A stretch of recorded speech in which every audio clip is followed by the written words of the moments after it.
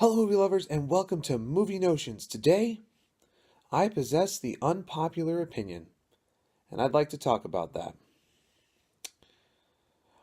Today, I'm here to talk about the new short that came in front of the movie Coco, which is Olaf's Frozen Adventure. It's gotten a lot of bad press recently. In fact, just read yesterday that it's being pulled from the theaters in order to basically make Coco more popular.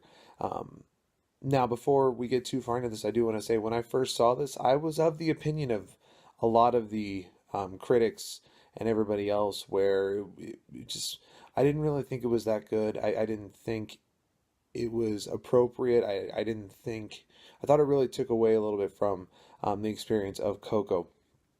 But after um, sort of thinking about it, stewing about it, and um, going over it in my head, I'm like, it actually wasn't that bad. So I started looking online and read a bunch of reviews where people just didn't like it, which, everybody is entitled to their own opinion. I'm not saying any opinion is wrong. I'm just saying that I possess the one where I actually do kind of like it. Now, I didn't initially. But going through a couple of things that I noticed the first time I watched it that really bothered me was, unlike the movie Frozen and some of the other things, I felt like this was more of a children's show, and I don't mean a children's show like just cartoony. I mean like really young. It felt sometimes like I was watching an episode of Blue's Clues, which was popular back when I was younger. You know, there was one line when they were talking to Olaf, and all of a sudden, Elsa, I think it's Elsa, turns on and goes, "Why don't we show him?" And then there's a musical number, and I started thinking about that. I'm like, I'm not three. I'm not trying to learn my colors. I'm not trying to learn my shapes or anything. But then the more I thought about it, I was like, what made this different than Frozen? And in Frozen, we didn't center on Olaf. In Frozen, the main story was about Anna and Elsa, and Olaf was a side character. But when you have when you have a naive character like Olaf and you have him as the center, you get that sort of um, innocence, young innocence style, and all of that. So I thought that, like I said, in retrospective, I figured it actually needed to be that way in order for it to work out. So kept thinking about it, everything, and I think the other thing that a lot of people are that are having a problem with is how big Frozen has gotten, and I'm not going to judge Disney on this, but I mean, they found a cash grab and they used it, and just like the great Don said in The Godfather, it's not my business how a man makes a living. So if they're wanting to get money from it, that's fine. I have a sort of a personal beef with a few things in there that have actually turned out it turned out well. One of the things when I went to Disney World younger, I loved the Maelstrom as one of my rides, and they've revamped it to a Frozen one. And actually, I did enjoy I did enjoy that ride when I went on it, but I think just the whole Frozen thing and people aren't enjoying it because it's so out there. Back before when we had all these other Disney movies, they were very popular. We didn't have social media. We couldn't post cute pictures of a couple lip syncing in a car or a kid screaming down, like, "Let it go, let it go." I mean, it just can you imagine a kid younger? I want to be part of that world. I mean, if it was around in the late 80s, early 90s, we would have had people screaming Little Mermaid lyrics. I mean, it would have happened, and that would have been just as popular as Frozen. Just the time that it came out, that's what gave it a lot of the extra stuff. But getting back to um, Olaf's Big Adventure, I thought the story itself was actually really really cute. I did enjoy it.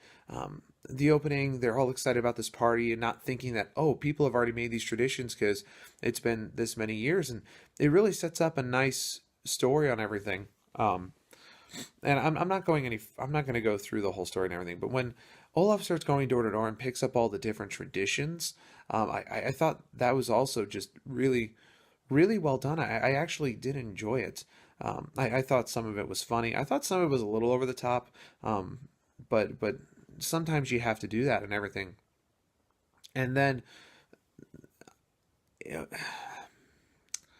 how it all played out, I'm not going to give it away. It was just kind of eh for me. I mean, the part that really got me was how quick they made a second problem instead of the first problem.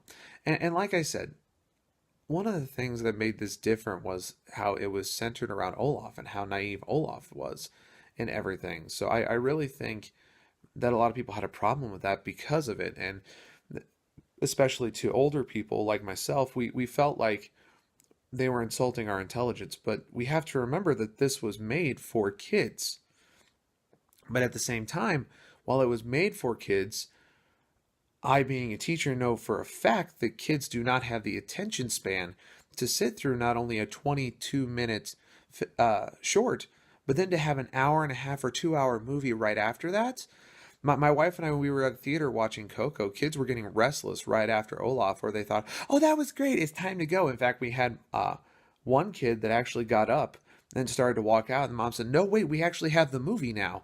Um, so I think when they make this, they don't really think about that aspect of it. And if they had done that, I think it would have been a lot better. Like I said, it's been pulled from theaters now because it didn't have that good. But I think a lot of it has to do with the situation. I mean, Coco was a very well. It was a very well advertised movie. There was a lot of anticipation for it. I've been looking forward to it for a long time. Like I said, finding out that the main story revolved around music made it exciting for me. And then to add a 22-minute show beforehand, it just felt out of place. And I think that's why it had some bad rap. But when we look at just the short itself, I don't really think it was all that bad. I don't think it deserves all the rap it's getting. A little bit. A little bit. I'm not saying it was, like one of the best things ever. I'm just saying, I think if we looked at it by itself and not the situation it was in, I think people would look at it better. But I want to give you my quick review on it, because it is still a work of art, and someone is very proud that it is out there, and a lot of people have enjoyed it. So first off, let me zoom out a little bit. Okay, did I think it was good? I thought it was okay. I didn't think it was good. I didn't think it was bad. Was it entertaining? Yes. Here's where I think that we really need to think about the entertainment side of stuff, and remembering that this is meant to entertain someone. It's not meant to be a work of art. It's not meant to be just, it's not meant to. It's not meant to be a work of art. It's meant to be entertaining. So it was entertaining. That's a good job. Would I recommend it? Find it on YouTube, okay, or find it somewhere. Don't.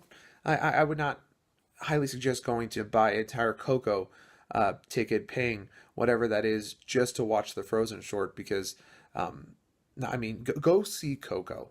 I mean, go to see Coco and just enjoy the bonus that it came with it.